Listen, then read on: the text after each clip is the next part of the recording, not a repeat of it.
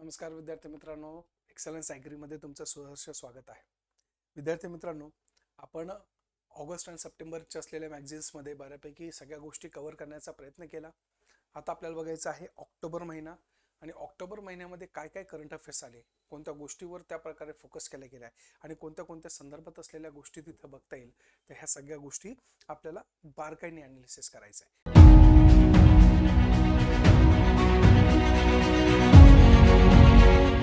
पहिलं घेऊया त्या प्रकारचं असलेलं ते म्हणजे काय, पोईरिला. काय पोईरिला शब्द काय आहे, तो पोईरिला आहे. काय आहे, पोईरिला बैसाखी किंवा पोईला पण ज्याला म्हटलं जातं. पोईला बैसाखी हा पश्चिम बंगाल राज्याचा स्थापना दिवस म्हणून स्वीकृती करण्यात आलेली आहे. लक्ष ठेवायचं, कोणता, पोईरिला. पोईरिला नावाचा असलेला जो बैसाखीचा दिवस आहे किंवा बैसाखीचा असलेला जो आपल्याकडं त्यांच्याकडे तो सण मानला जातो, तर तो दिवस काय आहे, स्थापनाचा दिवस म्हणून तिथं ऍक्सेप्ट केलेला आपल्याला दिसून येतोय. मग सप्टेंबर 2023 मध्ये पहिल्या बैसाखी बंगाली कॅलेंडरचा पहिला दिवस बंगाल दिवस म्हणून काय केला जाणार आहे, तिथं घोषित म्हणून केला जाणार आहे. मग लक्ष ठेवायचं, तुम्हाला विचारला जातो की पोईरिला किंवा पोईला हा जो बैसाखीचा दिवस आहे तो कोणत्या देशाने कोणत्या राज्याने स्वीकृत केलेला आहे की त्यांचा स्थापनेचा दिवस असणार आहे. तर लक्ष ठेवायचं, पोईला बैसाखी हा त्या स्वरूपातला पश्चिम बंगाल या राज्याने स्वीकारलेला आपला स्थापनेचा दिवस म्हणून गणला जातो. मग अशा वेळेस जेव्हा बघतो तर पोईला बैशाखा ही नावाचा जो सण आहे तो कुठं कुठं, तर पश्चिम बंगाल, त्रिपुरा, झारखंड, आसाम यामध्ये बंगाली समुदायाद्वारे साजरा केला जाणारा हा महत्त्वाचा सण आहे. जसं आपल्याकडे गुढीपाडवा असतो, जसं आपल्याकडे नवीन वर्षाची सुरुवात गुढीपाडव्यापासून होती, काही ठिकाणी वेगळ्या पद्धतीने होती, तसं बैसाखीचा दिवस हा फार महत्त्वाचा असतो काही लोकांसाठी. मग बैसाखी ही पश्चिम बंगालमध्ये ट्रेडिशन चालू झालेली आहे आणि ह्या पश्चिम बंगालमध्ये ट्रेडिशन स्टार्ट होत असताना ह्या सगळ्या गोष्टी आपल्याला तिथं दिसून येत आहे. आलं लक्षात. मग अशा पद्धतीच्या माध्यमातून ज्यावेळेस तुम्ही बघता तर त्यावेळेस आपल्याला दिसून येते की पोईरिला बैसाखी हा जो सण आहे तो कुठं सेलिब्रेट केला जातो आणि स्थापनेचा दिवस म्हणून किंवा आमच्या राज्याची स्थापना म्हणून केल्या जात आहे असं समजलं जाईल, तर ते म्हणजे पश्चिम बंगाल. चलायचं पुढं. चला, पुढचं आहे, सचिन तेंडुलकर भारतीय निवडणूक आयोगाच्या नॅशनल आयकॉन म्हणून सिलेक्टेड झालेला आपल्याला दिसून येत आहे. मग तुम्हाला सध्या विचारलं जाणार आहे की भारतीय निवडणूक आयोगाने नॅशनल आयकॉन हा कोणाला म्हणून दर्जा दिलेला आहे. तर लक्ष ठेवायचं, माननीय श्री सचिन तेंडुलकर सरांना केलेला आपल्याला दिसून येत आहे. मग आपल्याकडे इलेक्शन कमिशन ऑफ इंडिया जेव्हा बघतो तर त्यावेळेस आर्टिकल 324चा संबंध आपल्या डोळ्यासमोर आलाच पाहिजे.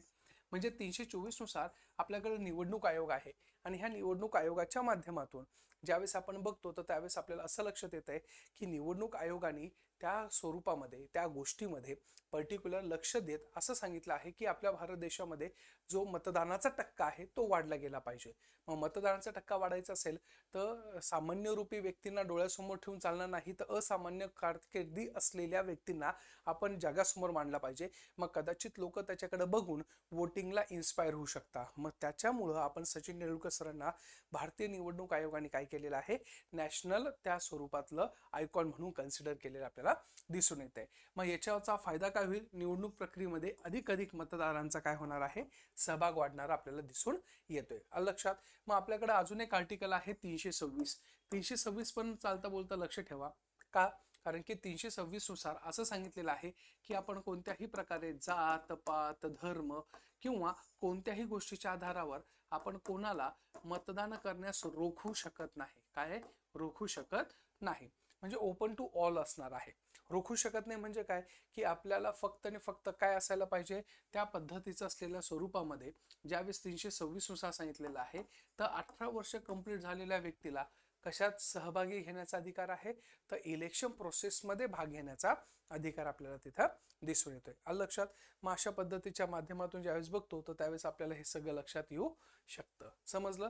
चला, पुढचं असलेलं आपल्याला बघता येऊ शकतं. पुढचं आहे कच्छतीव बेट. काय, कच्छतीव बेट्स फार महत्वाचं आहे. कच्छतीव आयलँड्स ज्याला म्हणतात. मग आता सध्या तुम्हाला विचारलं जाऊ शकतं की कच्छतीव जे बेट आहे ते कोणत्या दोन देशामध्ये वादाचं कारण निर्माण झालेलं आहे. कारण की आंतरराष्ट्रीय स्तरावर जर दोन देशांचं असलेलं वाद होत असेल तर त्याला काहीतरी मूळ कारण असतं. जसं की आता सध्या आपल्याकडं मालदीव आणि लक्षद्वीपकडे लक्ष द्यायचं का, याच्यावर जी मेमेस चालू आहे किंवा याच्यामध्ये भांडणं चालू आहे त्याच्यावरून तुम्हाला एक लक्षात येऊ शकतं की भारतामध्ये आंतरराष्ट्रीय स्तरावर भारताचं लक्ष कुठं आहे, भारत आता प्रेफरेबल कुठं बघतोय. मग अशा वेळेस तुमचं असलेल्या संदर्भामध्ये जर काही वाद होत असेल तर आपला अभ्यासाचा भाग असायला पाहिजे. मग तुम्हाला डिरेक्टली विचारलं जाऊ तर कच्छथीव बेट किंवा कच्छथीव आयलंड ह्या कोणत्या दोन देशांमध्ये वादाचा निर्माणचा कारण बनलेलं आपल्याला दिसून येतं. तर लक्ष ठेवायचा तर काय आहे, श्रीलंका आणि त्या स्वरूपातला असलेला भारत. मग आपल्या भारत आणि श्रीलंकेमध्ये जो तो निमुळता जो भाग आहे, जर आपण असं काढायला गेलं तर ह्या प्रकारचा असलेला श्रीलंका, तर इथं एक तो प्रकारचा बेट आहे. मग आता इथून हा भारताचा आहे का श्रीलंकेचा आहे इथंच कळायला मार्ग नाहीये. त्यामुळे त्या प्रकारच्या असलेल्या स्वरूपामध्ये श्रीलंकेचे राष्ट्राध्यक्ष अनिल सिंघे बरते यांनी यांच्या नवी दिल्ली दौऱ्यामध्ये आधी तमिळनाडूचे मुख्यमंत्री स्टॅलिन यांनी विक्रम शिंदे यांच्याकडे कच्छदीव बेटाचा मुद्दा उपस्थित करण्याची काय केली होती, मागणी पंतप्रधान मोदीकडे केली होती. म्हणजे ते भारतामध्ये येणार आहे, कोण, विक्रमसिंघे आहे.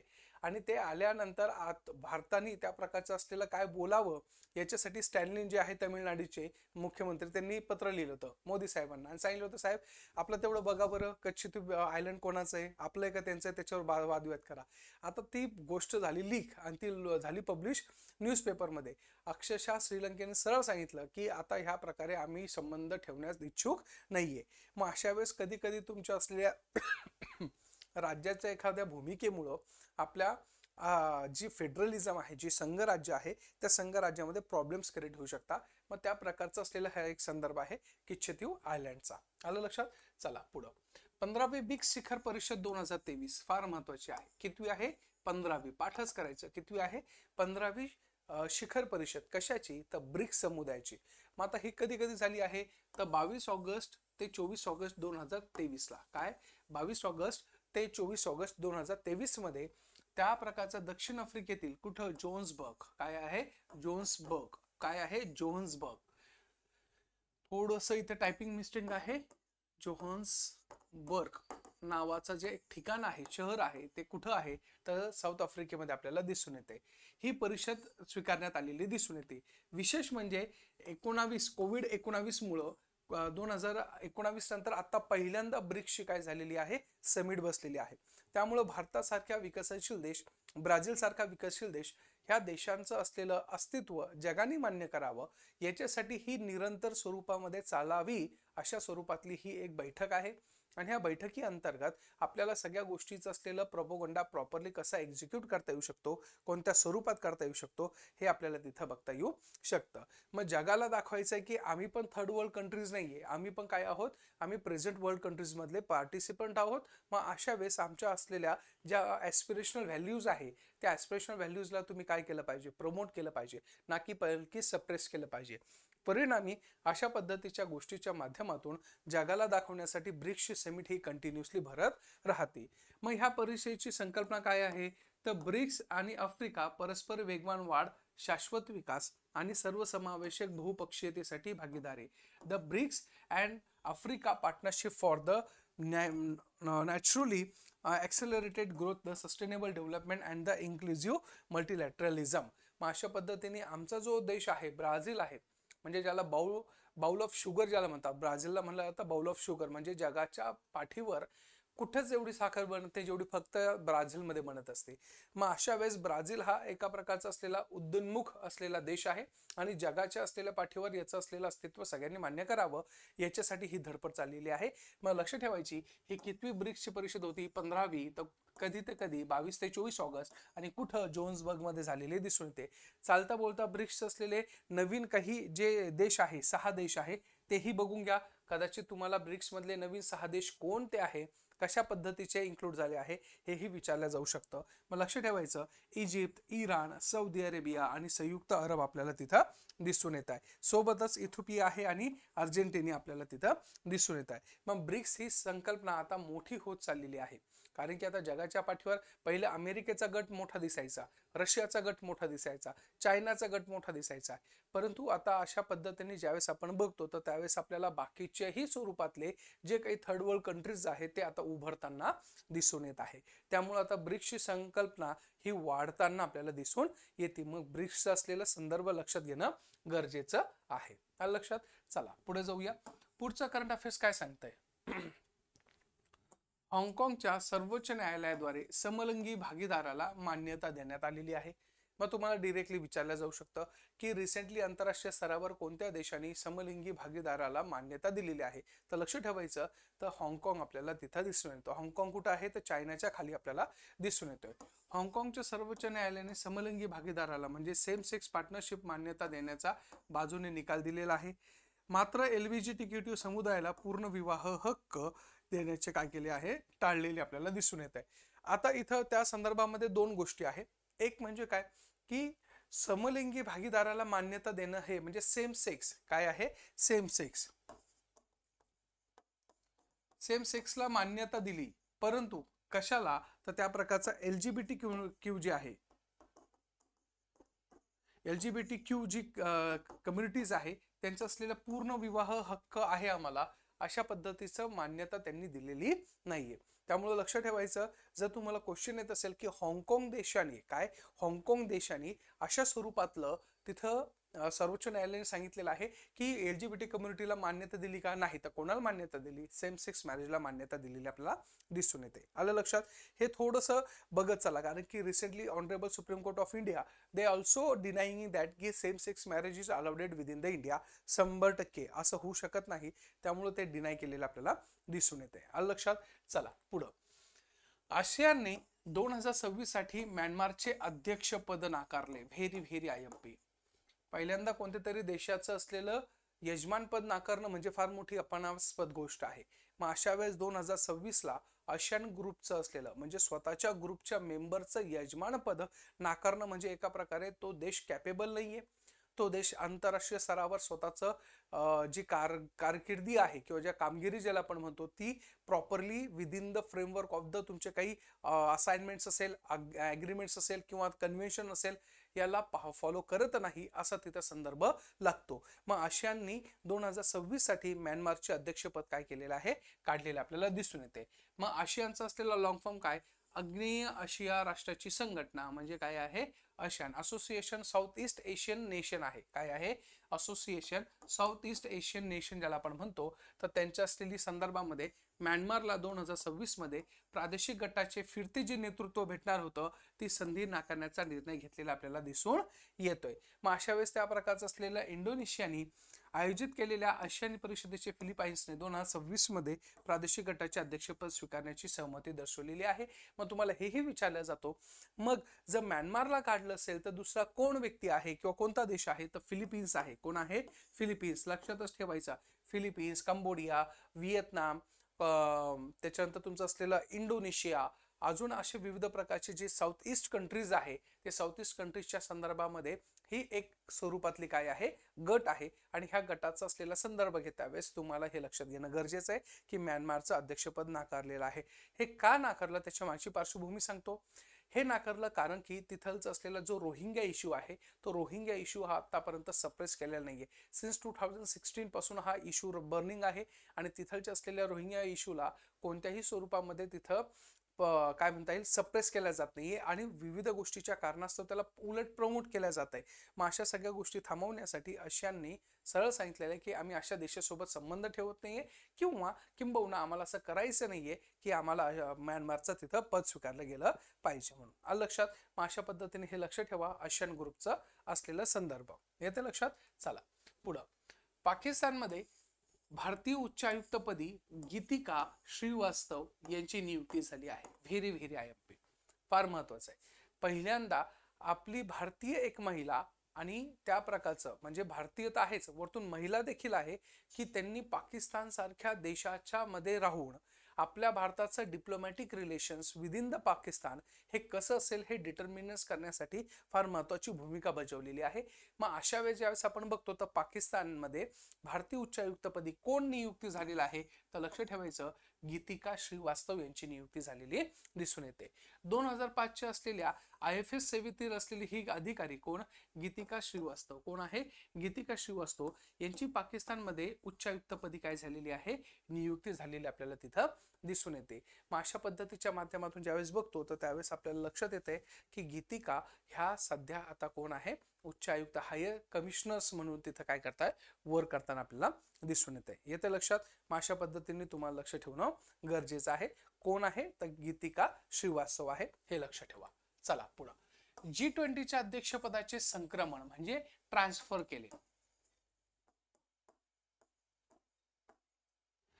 काय ट्रान्सफर केलं बघा, भारताच्या पंतप्रधानांनी ब्राझीलचे राष्ट्राध्यक्ष लुईस इनसिओ लुला दा सिल्वा, फार महत्वाचा आहे, लुला दा सिल्वा यांच्याकडे G20 अध्यक्षपदाचे काय केलेले आहे, परंपरागत सूत्रे सुपूर्द केलेले आपल्याला दिसून येत आहे. 1 डिसेंबर 2023 पासून ब्राझीलचे अधिकृतपणे G20चे अध्यक्षपद हा स्वीकारला जाणार आहे. म्हणजे आता त्या पद्धतीने अध्यक्षपद कोणाकडे आहे, G20चं, तर लक्ष ठेवायचं ते ब्राझीलकडे गेलेलं आपल्याला दिसून येते. आता लुला दा सिल्वा हे नाव फार महत्वाचं आहे. He was the kind of a communist person, he was the consider as the environmentalist person. आणि ब्राझीलमध्ये जेवढ्या पण काही देशामध्ये त्या प्रगती जी झाली असेल किंवा त्या स्वरूपामध्ये निसर्गाला जे सानिध्य मानलं गेलेलं आहे, तर त्या देशामध्ये सगळ्यात मोठं कॉन्ट्रीब्युशन जर कोणाचं असेल तर ह्या व्यक्तीचं आहे.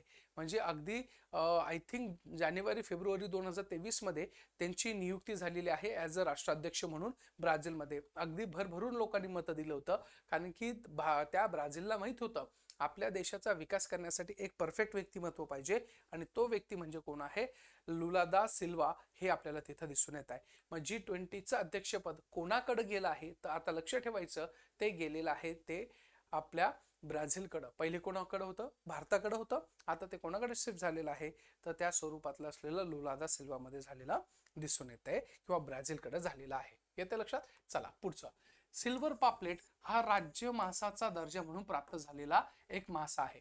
जसं की आपल्याकडं राज्य पक्षी आहे, राज्य प्राणी आहे, शेकरू ज्याला आपण म्हणतो, त्या प्रकारचा राज्य फुलपाखरू आहे, तसं राज्याचं एक आयडेंटिटिकल मासा असावा याच्यासाठी त्या संदर्भामध्ये आपण कोणाला, तर सिल्वर पॉपलेट काय आहे, सिल्वर पॉम्पलेट ह्या प्रकारचा जो मासा आहे त्याला आपण काय म्हणून कन्सिडर केला आहे, राज्य मासा म्हणून कन्सिडर केलेला दिसून येते.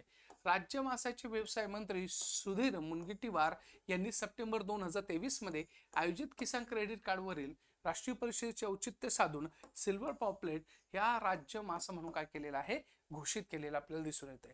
त्यामुळे थोडंसं लक्ष ठेवायचं की राज्याचा मासा म्हणून कोणता मासा आहे, तर लक्ष ठेवायचं तो म्हणजे काय आहे, सिल्वर पॉपलेट आहे, आपल्याला दिसून येणार आहे.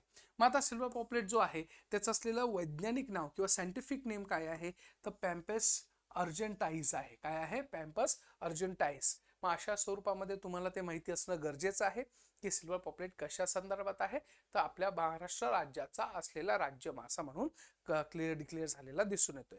त्यामुळे हे लक्षातच ठेवायचं, त्याचं एक सायंटिफिक नेम पण तुमच्या डोक्यामध्ये असू द्या, जेणेकरून तुम्हाला सगळ्या गोष्टी लक्षात राहील. भगवान बिरसा मुंडा जोड रस्ते योजना फार महत्वाची आहे. बिरसा मुंडा सध्या खूप त्या प्रकारचा गाजले होते, गाजले इन द सेन्स की त्यांचं असलेलं अस्तित्व आपल्या पूर्ण भारताने मान्य केलं होतं, कारण की हे एक महान व्यक्तिमत्व होते की ज्यांनी आदिवासी लोकांच्या कल्याणासाठी ब्रिटिशांना सळो की पळो करून सोडलं होतं.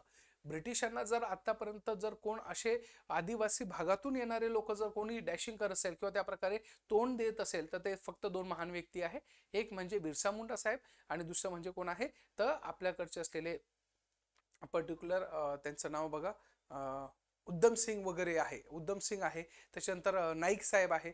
हे जेव्हा आपण बघतो ना, हे लोकांनी त्यावेळेस ब्रिटिशांना म्हणजे अक्षरशः काय करायचं काय नाही करायचं अशा पद्धतीने केलेलं आहे. त्यामुळं यांच्या स्मृतीप्रित्यर्थ आपण काय केलेलं आहे, बिरसा मुंडा यांना जोड रस्ता योजना आपण चालू केलेली आहे यांच्या नावासाठी. मग 17 जिल्ह्यातील सर्व आदिवासी गावपाडे जे आहे त्याच्या मुख्य रस्त्यांना जोडण्यासाठी भगवान बिरसा मुंडा जोड रस्ते योजना आपण काय केली आहे, राबवण्याचा शासनाने निर्णय घेतला आहे. आणि तो कधी, तो ऑगस्ट 2023 मध्ये घेतलेला आपल्याला दिसून येतोय. आलं लक्षात. मग अशा वेळेस तो बिरसा मुंडा हे एक कोण होते, तर रिव्होल्युशनरी पर्सन होते.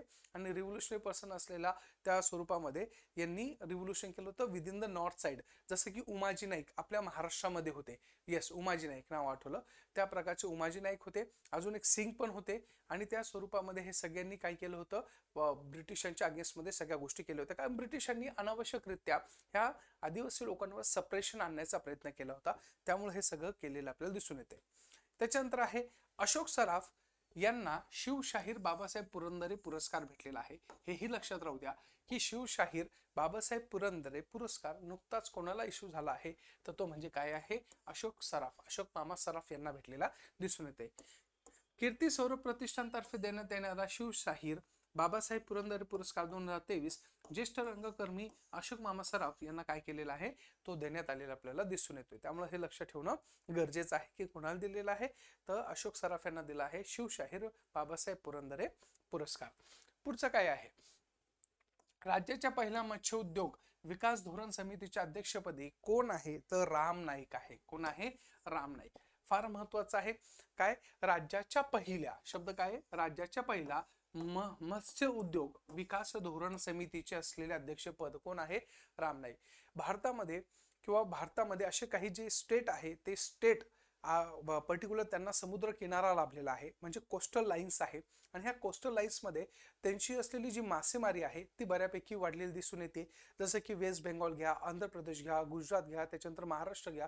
These are the pioneer of within the particular fisheries. आणि मराईन्स जे आहे, तर त्याच्यामध्ये बऱ्यापैकी काय आहे, यांचं नाव आहे. मग अशा वेळेस ज्यावेळेस आपण बघतो, तर महाराष्ट्राचं असलेलं उत्पादन कशामध्ये, तर मत्स्य उत्पादनामध्ये कशा प्रकारे आपलं नाव वरती होईल, कशा स्वरूपामध्ये महाराष्ट्रामध्ये आपल्याला बऱ्यापैकी त्या सगळ्या ऍक्टिव्हिटीज करता येऊ शकतं, हे जेव्हा आपण बघतो, तर त्यावेळेस आपल्याकडं पहिल्यांदा मत्स्य उद्योग विकास धोरण आपण काय केलेलं आहे, चालू केलेलं आहे. आणि त्यांच्या अध्यक्षपदी कोणाला ठेवलं आहे, तर राम नाईक सरांना ठेवलेलं आहे. हे आपल्या लक्षात घेणं गरजेचं आहे. भूशलिनीय आणि सागरी जिल्ह्यात मत्स्य उद्योग विकास धोरण निश्चित करण्यासाठी स्थापन करण्यात आलेल्या समितीत अंशतः हा बदल करण्यात आला आहे. आणि उत्तर प्रदेशचे माजी राज्यपाल राम नाईक यांची समितीची काय केली आहे, अध्यक्ष म्हणून घोषित केलेले आपल्याला दिसून येत आहे. आलं लक्षात. मग अशा पद्धतीने तुम्हाला ते लक्ष ठेवणं गरजेचं आहे. कोण आहे, राम नाईक. कोण आहे, राम नाईक. चला पुढे चालायचं. चला, काय आहे की फुटबॉल खेळाच्या विकासासाठी जर्मनीतील बुंदेसलिगा काय आहे, बुंदेसलिगा लीग सोबत सामंजस्य करार केलेला आहे. आज आपण म्हणतोय की भारत हा क्रिकेटमध्ये पुढे गेलाय, भारत हा विविध खेळांमध्ये पुढे गेला आहे, ऑलिम्पिकमध्ये एक स्वतःचं नाव करून आलेलं आहे. मग असं कुठेतरी भारताला वाटतं की आपल्याकडं जर पर्टिक्युलर फुटबॉल क्षेत्रामध्ये जर काही चांगली कामगिरी करायची असेल, कारण की बाकीच्या क्षेत्रामध्ये आपण वाढवतोय, परंतु स्पोर्ट्समध्ये जर फुटबॉल बघायला गेलं तर मागं पडलेलो आपण आहोत. मग अशा वेळेस पर्टिक्युलर फुटबॉल खेळाच्या विकासासाठी आपण जर्मनीच्या असलेल्या बुंदेसलिगा या लीग सोबत आपण काय केलेलं आहे, सामंजस्य करार केला आहे. आणि तो करार कोणाकोणामध्ये आहे, तर महाराष्ट्र शासन आणि जर्मनी येथील बुंदेसलिगा या सर्वात मोठ्या व्यावसायिक फुटबॉल लीग मध्ये सामंजस्य करार करण्यात आलेला आपल्याला दिसून येतोय. म्हणजे कुठेतरी आपल्याला आंतरराष्ट्रीय स्तरावर आपल्या जे महाराष्ट्रातले मुलं असणार आहे ते फुटबॉलच्या स्वरूपामध्ये तिथं झळकणारे दिसणार आहे. आलं लक्षात. मग अशा पद्धतीने आपल्याला लक्षात करता येऊ शकतं. समजतंय. चला पुढचं आपल्याला बघायचं आहे. काय, धुमाळवाडी राज्यातील पहिले फळांचे गाव आहे. काय आहे, धुमाळवाडी राज्यातील पहिले फळांचे गाव आपल्याला तिथं दिसून येत आहे. मग धुमाळवाडी राज्यातील पहिले फळांचे गाव म्हणून कन्सिडर केले जात आहे. मग अशा वेळेस तुम्हाला माहिती असणं गरजेचं आहे की धुमाळवाडी हे गाव कशासाठी आहे, तर पहिले त्या प्रकारचे पहिले फळांचे गाव म्हणून डिक्लेअर झालेलं आपल्याला दिसून येत आहे. मग फलटण तालुका म्हणजे नाशिक जिल्ह्यातील तर धुमाळवाडी हे गाव राज्यातील पहिले, शब्द काय आहे, राज्यातील पहिले फळांचे गाव म्हणून घोषित करण्यात आलेले आपल्याला दिसून येते. कृषी आयुक्त जे आहे सुनील चव्हाण सर, त्यांच्यामध्ये मेगा फूड पार्क मध्ये झालेल्या ह्या इव्हेंटला आपण काय केलेलं आहे, प्रदर्शित केलेलं आहे. त्यामुळे लक्ष ठेवायचं की कोणतं, तर धुमाळवाडी हे राज्यातील पहिले फळांचे गाव म्हणून डिक्लेअर झालेलं आहे. इथं कोणत्याही पद्धतीने डोक्यामध्ये दुसरं काही आन्सर घ्यायचं नाही. नाही, फक्त एकच घ्यायचं ते म्हणजे धुमाळवाडी. येते लक्षात मित्रांनो? येते लक्षात? मग धुमाळवाडी हे काय आहे, फळांचे गाव म्हणून डिक्लेअर झालेलं आपल्याला दिसून येत आहे. चलायचं पुढं. चला, आरबीआय तर्फे उद्यम पोर्टलचे अनावरण करण्यात आले आहे. मग तुम्हाला डिरेक्टली विचारला जातो वन लाइनर मध्ये की उद्यम पोर्टल हे कोणी इनिशिएट केलं आहे किंवा कोणी घेतलेलं आहे. तर लक्ष ठेवायचं, आरबीआय मार्फत तयार होणार हे उद्यम पोर्टल आहे. कोणतं आहे? उद्यम पोर्टल आपल्याला दिसून येते. मग त्या प्रकारचं उद्गम म्हणा, उद्यम म्हणा, काही प्रॉब्लेम नाहीये. रिझर्व्ह बँक ऑफ इंडियाचे गव्हर्नर शशिकांत दास, हेही लक्ष ठेवा. कोण आहे? शशिकांत दास. ऑगस्ट 2023 मध्ये उद्गम नावाचं असलेले केंद्रीकृत वेब पोर्टल अनावरण केलेलं आहे. तर उद्गमचा लॉंग फॉर्म काय आहे? Unclaim deposits gateway to access the information. आता फॉर एक्झाम्पल काय होतं माहिती का, आपल्याकडे एखादा व्यक्ती असतो आणि एखादा व्यक्ती काय करतो, त्या पद्धतीने त्या स्वरूपाच्या माध्यमातून काही तुमच्या बँकेमध्ये पैसे ठेवतो. पैसे ठेवल्यानंतर ते काही काळानंतर विड्रॉ करणं अपेक्षित असतं की ह्या व्यक्तीने ते विड्रॉ केले की नाही, परंतु त्या काही अंशी त्याला कोणी सक्सेसर नसेल, तो एक्सपायर झाला असेल आणि तो पैसा आहे ना तसाच पडून राहतो. मग अशा वेळेस बँकेला काय करावं, काय करावं काय नाही, ह्याच्यासाठी तो पैसा साईडला ठेवला जातो. मग अशा वेळेस काय होतं की काही लोक नंतर 15-20 वर्षानंतर येतात आणि क्लेम करायला लागतात की आमचा असा एक व्यक्ती होता, त्यांनी पैसे ठेवले होते आणि तो एक्सपायर झाला, मग त्याचा पाठलाग आम्ही आतापर्यंत करतोय आणि ह्या सगळ्या गोष्टी.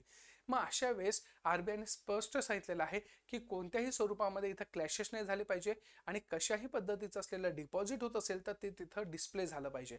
परिणाम स्वरूप आरबीआयने उद्गम नावाचं पोर्टल काय केलं आहे, इनिशिएट केलेलं आहे आणि तिथं काय केलं आहे, unclaim deposits gateway to access the information. Unclaim deposit म्हणजे काय, ज्याच्यावर आतापर्यंत कोणी क्लेम केलेलं नाहीये असे काही डिपॉझिट्स असेल तर त्या डिपॉझिटच्या माध्यमातून कशा पद्धतीने तुम्हाला इन्फॉर्मेशन भेटू शकते. मग तुम्ही विचारलं की अशा पद्धतीचे पैसे होते का, मग ती सगळी इन्फॉर्मेशन तुम्हाला पब्लिश केला जाणार आहे त्या उद्गम पोर्टलच्या माध्यमातून. येते लक्षात? अशा प्रकारे लक्ष ठेवणं गरजेचं आहे. गुवाहाटी विमानतळ डीजी यात्रा चर्चेमध्ये आहे सध्या. गुवाहाटी विमानतळ डीजी यात्रा सुविधा मिळवणारे ईशान्यातील पहिले विमानतळ म्हणून कन्सिडर केले जातात.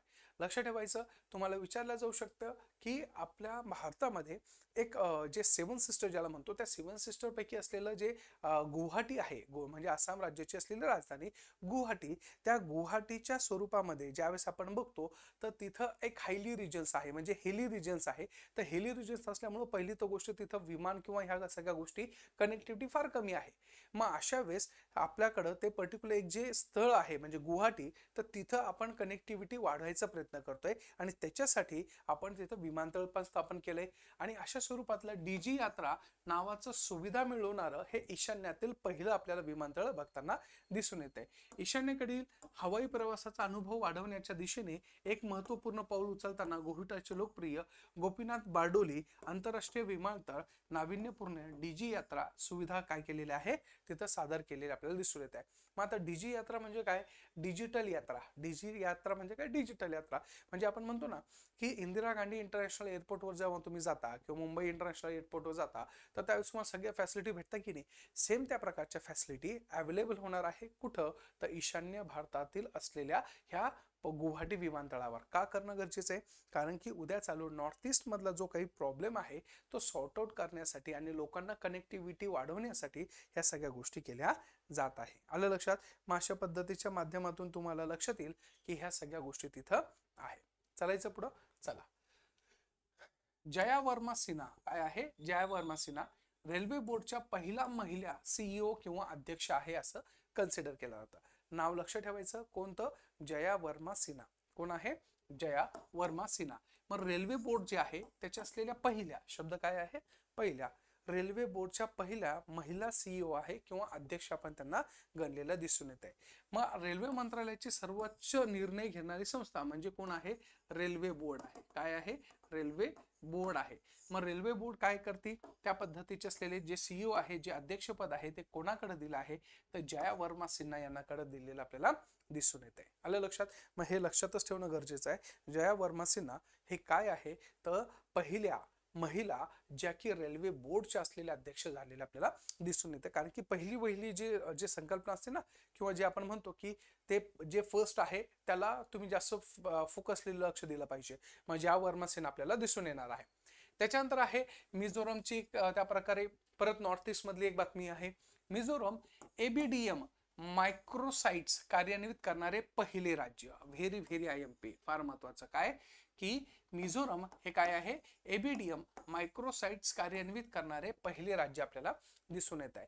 मग भारतामध्ये भारतभर आयुष्यमान भारत काय, Ayushman Bharat digital mission, Ayushman Bharat digital mission जे आपल्याकडं आरोग्याच्या सेवा गल्लोगल्ली गेल्या पाहिजे, आरोग्याच्या सेवा हा तळागाळापर्यंत गेला पाहिजे, आरोग्याच्या सेवा देशाच्या प्रत्येक कोपऱ्यापर्यंत गेलं पाहिजे, याच्यासाठी आपण आयुष्यमान भारत नावाची स्कीम आणली आहे. आणि ह्या आयुष्यमान भारत स्कीमचा असलेला मुख्य उद्देश आहे डिजिटल वे पद्धतीने आपल्याला जेवढ्या काही गोष्टी करता येईल तेवढ्या सगळ्या गोष्टी आपल्याला तिथं एक्झिक्यूट करायच्या आहे. मग अशा पद्धतीच्या माध्यमातून ज्यावेळेस बघतो तर भारतभर जे आयुष्यमान भारत डिजिटल मिशन आहे त्याचा अवलंब करण्याच्या गतीचा देण्याचा आदेश राष्ट्रीय आरोग्य प्राधिकरणाने त्या प्रकारे मायक्रोसाइट्स काय, मायक्रोसाइट प्रकल्पाचे अनावरण केलेले आहे. मायक्रोसाइट्स म्हणजे काय की अगदी छोटे असलेले युनिट. मायक्रोसाइट्स म्हणजे काय, छोटे युनिट.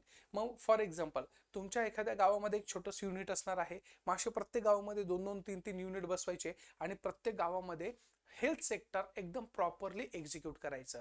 हे भारताचं स्वप्न आहे आयुष्यमान भारत योजने अंतर्गत. मग अशा प्रकारचं असलेले 100 मायक्रो युनिट्स, किती मायक्रो युनिट्स किंवा मायक्रोसाइट्स जे आहे त्याच्या असलेल्या प्रकल्पाचे अनावरण करण्यात आलेलं आपल्याला दिसून येते. म्हणजेच मिझोरमची राजधानी जी आहे काय आहे, आयझॉलॉन मध्ये त्या प्रकारचं असलेलं मायक्रोसाइट्स युनिट केलेलं आपल्याला दिसून येते. मग अशा स्वरूपातलं हे जी गोष्ट आहे मिझोरम मध्ये हे चांगल्या पद्धतीने राबवलं जाणार आहे. कारण की आपल्याला माहिती आहे की मिझोरम सारख्या असलेल्या देशामध्ये किंवा देशामध्ये झालं राज्यामध्ये जे एन्व्हायरमेंट आहे ना ते एका प्रकारचं असलेलं आपण काय म्हणू शकतो की जे झाडी झुडपी किंवा एका स्वरूपातला हेली एरिया आहे. मग तिथं आरोग्याची सेवा एवढं प्रॉपरली जाता का, बिलकुल नाही. मग अशा वेळेस आपल्याला त्यांना काय करायचं आहे, बांधून ठेवायचं आहे किंवा एकत्रित आणायचं आहे. मग याच्यासाठी मिझोरम मध्ये मायक्रोसाइट्स कार्यान्वित केलेले पहिले राज्य आपल्याला दिसून येत आहे. येत आहे लक्षात. मग अशा स्वरूपामध्ये हे लक्ष ठेवणं गरजेचं आहे.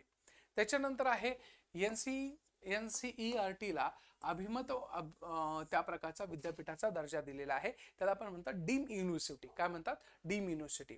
कोणत्याही संस्थेला डीम युनिव्हर्सिटी कधी भेटते त्याचे काही क्रायटेरिया आहे. जसं की फॉर एक्झाम्पल तुमच्या कॉलेजला डीम युनिव्हर्सिटी म्हणूनचा दर्जाही भेटू शकतो. तर कधीही तर ज्यावेळेस तुमचं कॉलेज तेवढ्या प्रकारचं असलेल्या लेवलची ऍक्टिव्हिटी किंवा तेवढ्या लेवलचं असलेलं अचिव्हमेंट जर करत असेल तर.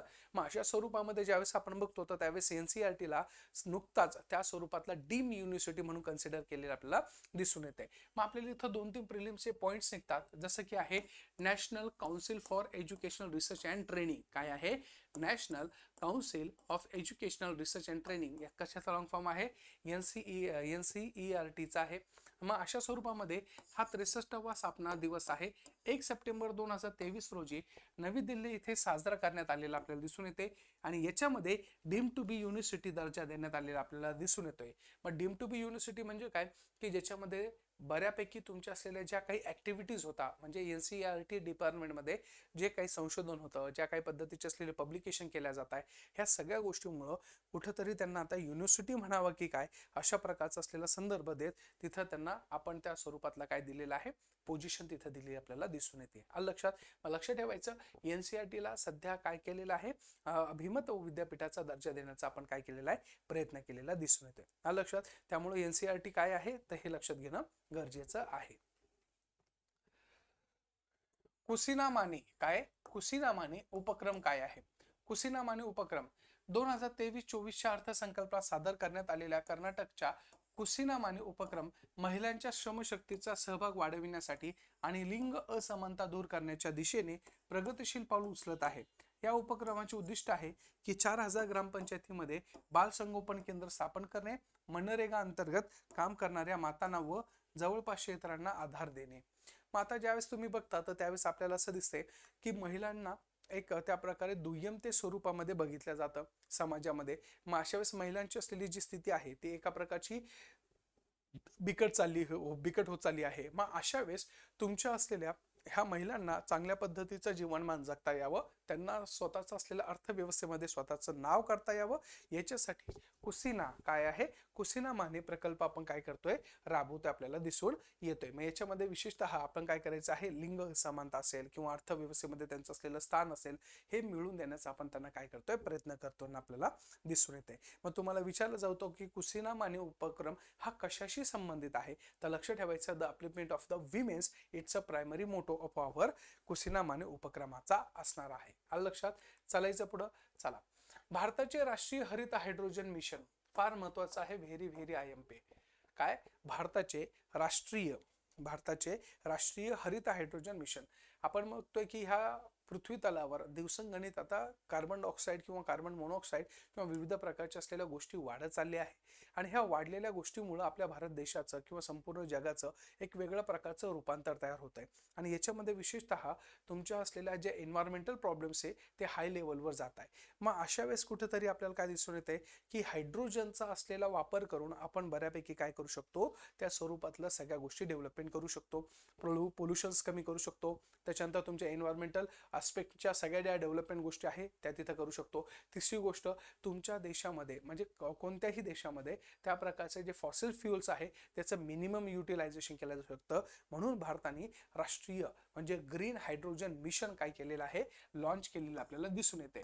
मग त्याचं उद्दिष्ट काय, तर लक्ष ठेवायचं 2030 पर्यंत 5 दशलक्ष मॅट्रिक टन हरित हायड्रोजनचे उत्पादन करण्याच्या उद्देशाने भारताने हे त्या प्रकारच्या गोष्टी तयार केलेल्या दिसून येते. मग याच्यामध्ये आपल्याला काय दिसतंय की कोण मंत्रालय आहे, तर नव आणि नवीकरण ऊर्जा मंत्रालय आहे. काय आहे, नवीकरणीय ऊर्जा मंत्रालय आपल्याला दिसून येते की ज्याचा मूळ उद्देश आहे की आपल्याला जास्तीत जास्त त्या प्रकारे काय करायचं आहे, नवनवीन इनिशिएटिव्ह घ्यायचे आहे आणि नवनवीन इनिशिएटिव्हच्या माध्यमातून आपल्याला संपूर्णरित्या तिथं डेव्हलपमेंट करायची आहे. लक्षात. त्यामुळे लक्ष ठेवायचं की आपल्याला कधीपर्यंत 2030 पर्यंत किती, दरवर्षी 5 दशलक्ष मॅट्रिक टन हरित हायड्रोजनचं काय करायचंय, उत्पादन करायचं आहे. लक्षात. चला, पुढचं काय आहे, CEME. काय आहे, CME भारताचे पहिले कार्बन निगेटिव्ह गॅरिसिन आहे. काय आहे, भारताचे पहिले कार्बन निगेटिव्ह गॅरिसिन आपल्याला दिसून येते. मग पुणे येथील कॉलेज ऑफ मिलिटरी इंजिनिअरिंग, काय कॉलेज ऑफ मिलिटरी इंजिनिअरिंग यांनी अलीकडेच 5 मेगावॅटचे सौर ऊर्जा प्रकल्पाच्या अंमलबजावणीद्वारे भारताचे पहिले कार्बन निगेटिव्ह गॅरिसिन्स बनवून एक उल्लेखनीय कामगिरी केलेली आपल्याला दिसून येते. आज आपल्याला माहिती आहे की जगाच्या पाठीवर काळाची गरज आहे. कार्बन डायऑक्साईड हा एक जास्तीत जास्त कमी स्वरूपामधला इमिट झाला पाहिजे.